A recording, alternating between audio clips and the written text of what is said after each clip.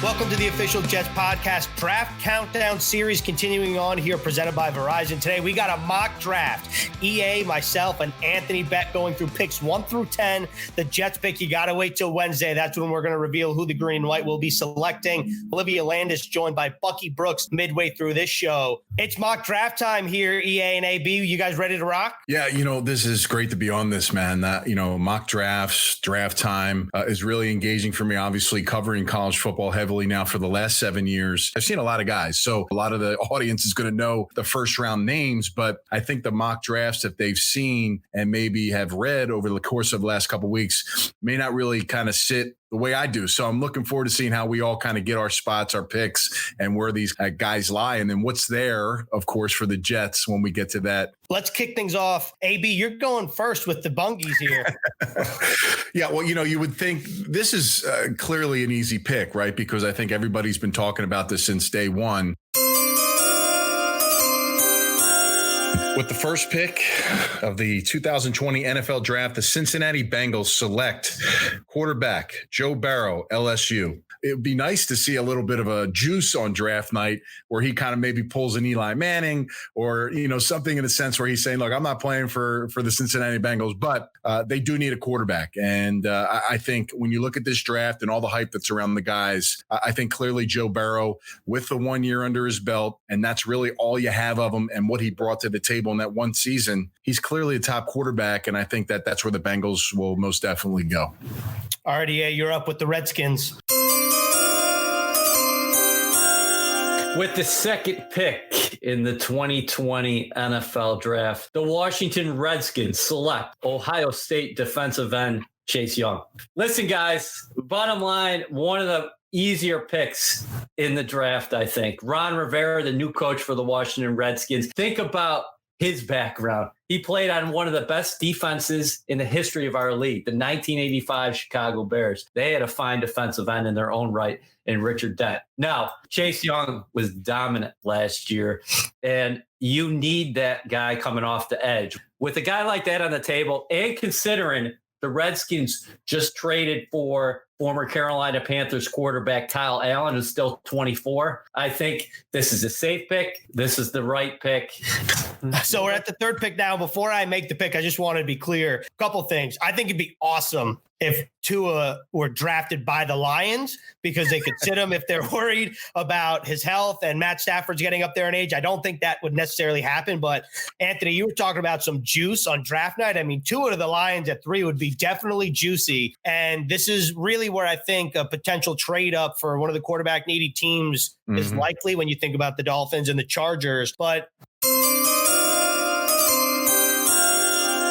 with the third pick in the 2020 NFL Draft, the Detroit Lions select linebacker Isaiah Simmons, Clemson. And the reason why I'm going Isaiah Simmons here is, one, I think Jeff Okudah is a popular name here, but I didn't want to go that route. And I understand why he's mocked there when you think of that the Lions lost Darius Slay. But to give Matt Patricia somebody that's so versatile on defense, and of course, Patricia is a Belichick disciple, to give him a tool like Simmons that can line up inside linebacker, outside linebacker, safety, nickel. I think Patricia would like to have a toy like Simmons. Okay, this is our first curveball because I like what you're saying about Patricia defensively, and they are definitely going to entertain trade proposals. But I'd say, why not Derrick Brown? If you're going to talk about maybe potentially the top defensive player in the entire draft class. I think it feels a little early to me, AB.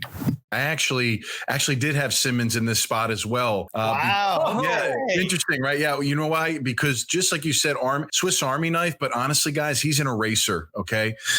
A Swiss Army knife is a guy that's a jack of all trades that maybe isn't great at anything, but good all-around kind of player. Isaiah Simmons is a guy that can change a game, right? You look at how the Jets use Jamal Adams, and he does so many good things. It's not just strong safety he's good at. You're not calling him a Swiss Army knife. You're calling him a guy that's really a high-end player anywhere on the defensive football field. I think this is the player where you're saying, okay, it's almost like drafting two players for your defense. Let's go cross town now, Anthony, because the New York Giants are on the clock. And the aforementioned Simmons was widely speculated as a target for the Giants. Now he's off the board. So where do the Giants go? Look, the Giants have a young quarterback similar to a lot of teams. They got to protect him. I think they're doing a decent job on one side of their line. They have to get complete on the other side. This is where you start, I think, knocking off some of these offensive tackles. Being he's my number one player, and if I'm the GM for the Giants,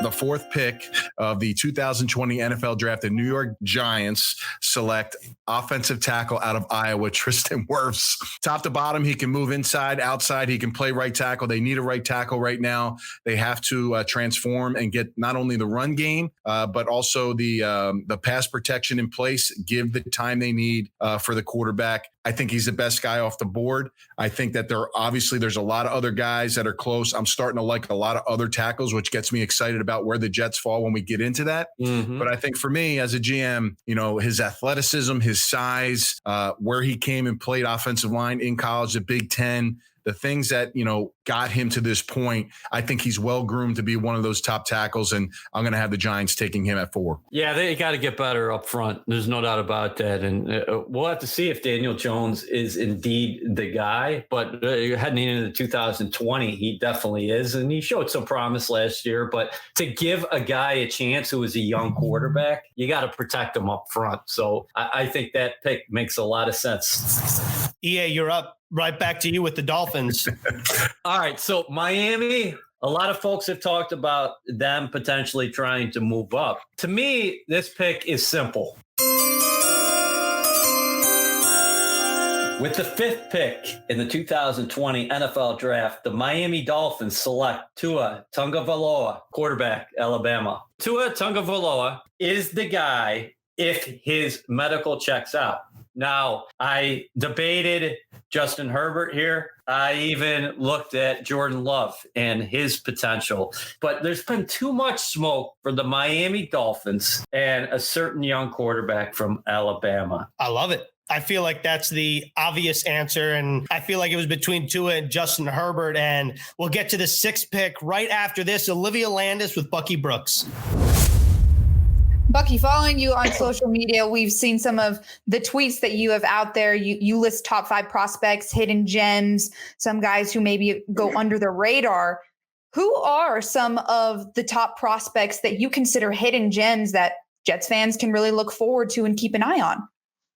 It's excuse me. It's funny because when you think about the Jets and you think about their needs, wide receiver position is the one that everyone wants to focus on. And this year, unlike most years, there are a ton of wide receivers that can play and play really well.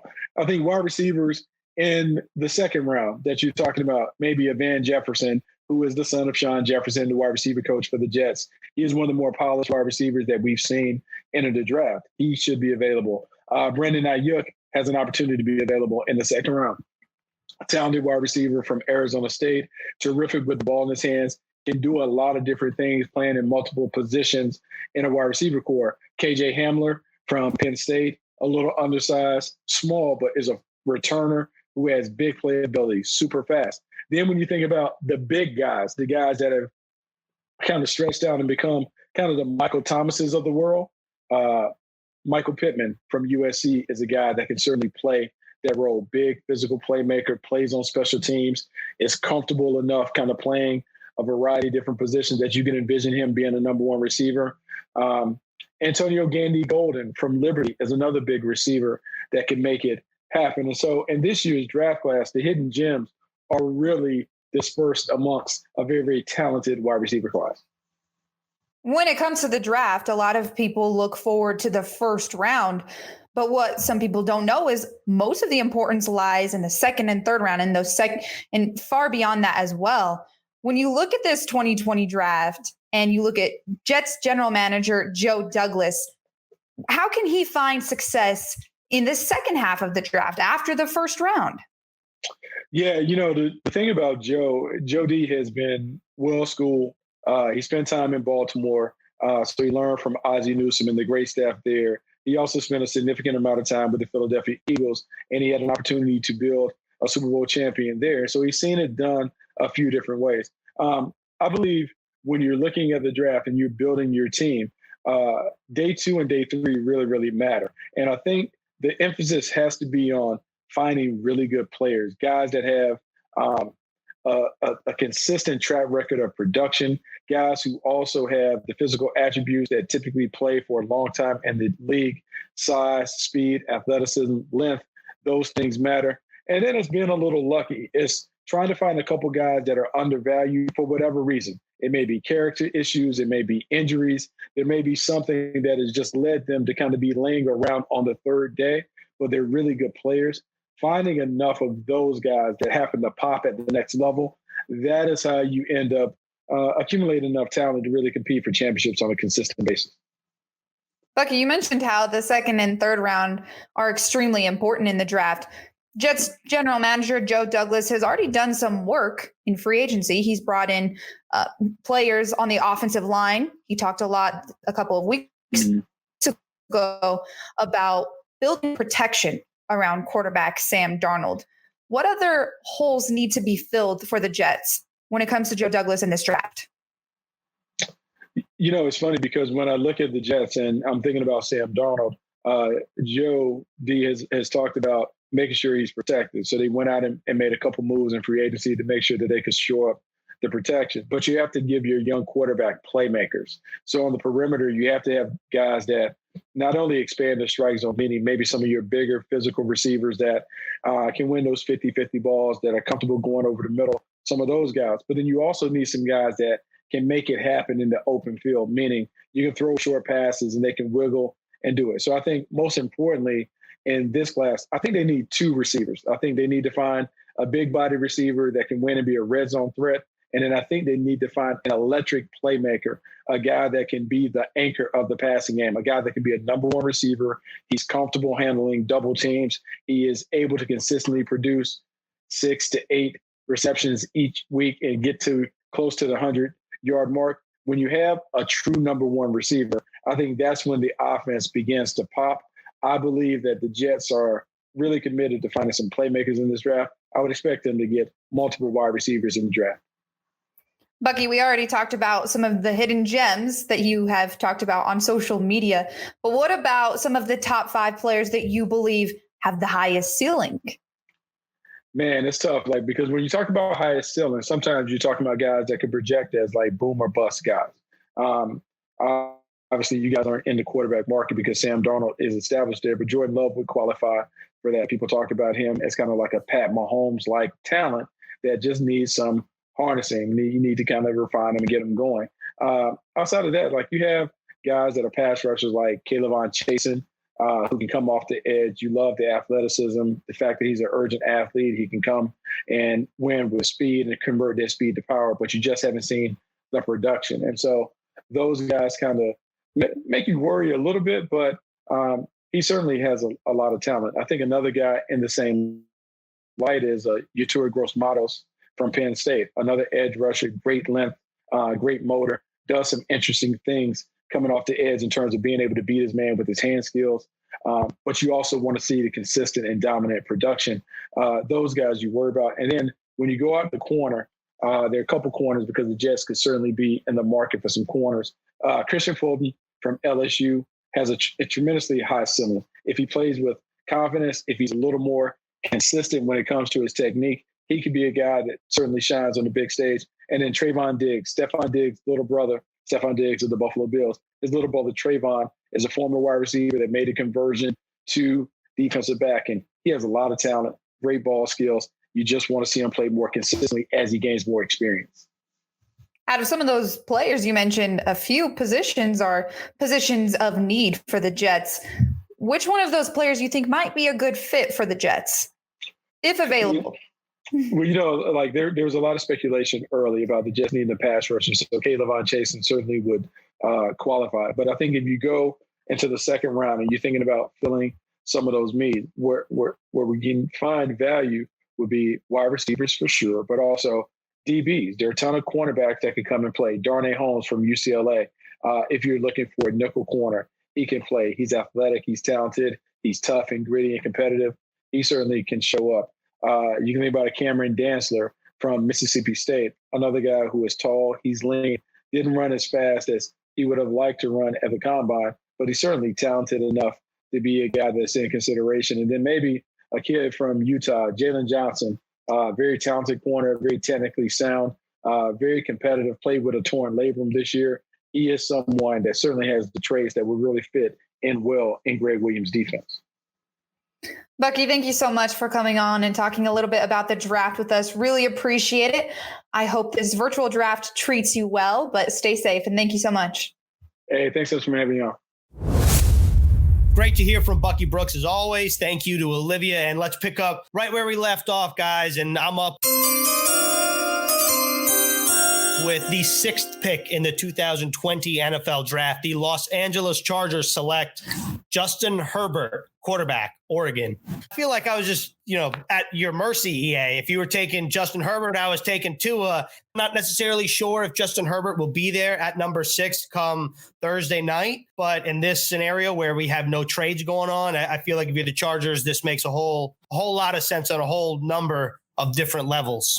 I would not be surprised if there may be a little switch here where maybe Justin Herbert were to go to the Dolphins, although I am leaning Tua. So I think both of those teams will take a quarterback. I think it will be one of each of those. I think that the order that you guys have placed them fits with me, but I'm not high on Jordan Love. I think he's a good player, but it's just, to me, I have other guys ahead of him at the quarterback position, to be quite frankly, before I get to Jordan Love. Now we're on pick 7, the Carolina Panthers. And back to Anthony Becht. Yeah, well, when you look at the Panthers, new head coach Matt Rule, I know him very well. He's about tough physical players. He's about guys that go in there and just buy into a system. I think a lot of people here see Carolina either in the cornerback or the defensive tackle position possibility here. A lot of Derrick Brown, and I was leaning heavily towards him, but I think this is where we may get a little shift in a surprise here.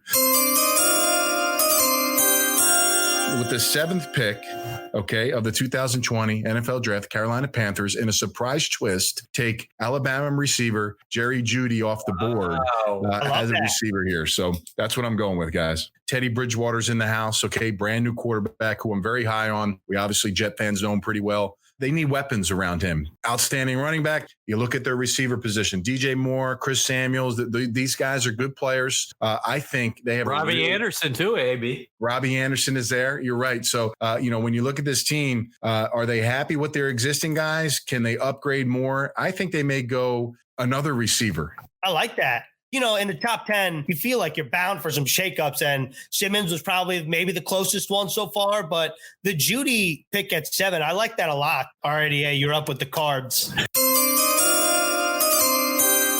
With the 8th selection in the 2020 NFL Draft, the Arizona Cardinals select cornerback Jeffrey Okudah, Ohio State. Here's the thing, fellas. I debated in the Arizona War Room, I debated Derrick Brown and Jeff Okudah. And I thought about tackle. But, we talked to the coach, Cliff Kingsbury, seems very happy with DJ Humphries, who played on the left side. And they've also voiced their positivity on right tackle Justin Gilbert. You brought in a stud receiver in DeAndre Hopkins via trade this offseason. So I'll go to the other side of the ball. I have Patrick Peterson, one of the game's finest cornerback. I'm sitting here at 8 pick in the draft, and I have Okudah on the clock. Listen, to be frank, fellas, before we started the mock draft exercise today, I was thinking tackle all along for the Arizona Cardinals, but at no point did I think Okudah was going to drop to number 8 overall. And I have a potential Hall of Famer there in Patrick Peterson on one side, and this is a passing league. Give me Okudah on the other side. The outside, definitely a strength of the Cardinals. And now I'm up with the Jacksonville Jaguars, their first of 2 picks in the first round. With the 9th pick in the 2020 NFL Draft, the Jacksonville Jaguars select defensive tackle Derrick Brown, Auburn. And the reason why I'm going Brown is a couple things. One, they lost Calais Campbell, now a member of the Baltimore Ravens. You get debatably a top 5 talent in this class at 9. I think it's great value. I think he fills a need for the Jaguars. And in the Jacksonville war room, I was also very heavily considering tackle. I like it. Yeah, I think you're right. Jacksonville has been pretty consistent with their team on making sure that defensively they get the job done.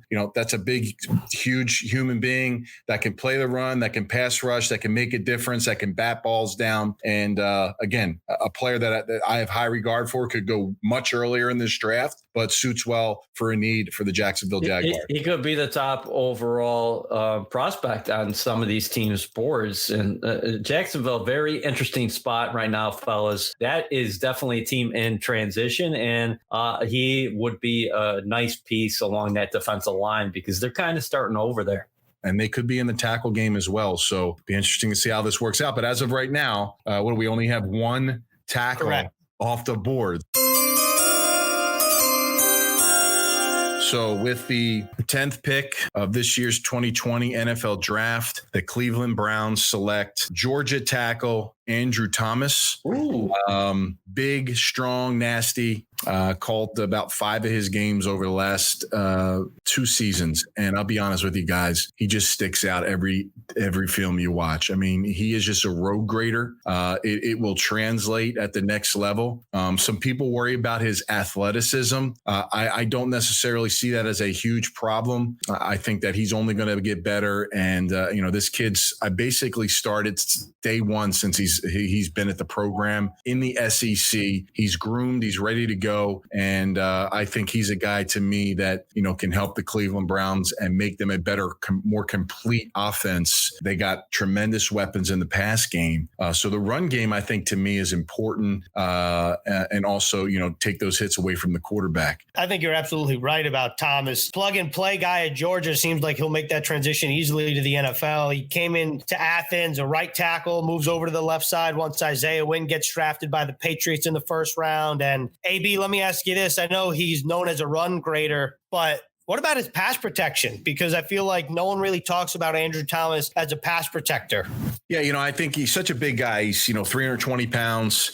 When a guy is so good at one thing, when he's such a nasty run blocker, it kind of overshadows maybe a little bit about, what he does with his feet from a pass set standpoint and a protector. And, I think his game is pretty complete. I think he's a game changer. Joe Douglas is now on the clock with the number 11 overall selection, and just taking a breath here. What do you think of what we have remaining as Joe Douglas and us have time to deliberate on that 11th pick? I think he's pretty happy right now with the names that are left to him. They I'm sure have some of these tackles really close. And right now they're in a position where they get some good opportunities and good choices on 2 of them. And listen, is receiver a potential possibility with this pick with the Jets? I think a lot of people lean on the fact that, hey, Joe Douglas, he starts with the inside out. He's an O-line guy. That's you're right. He is.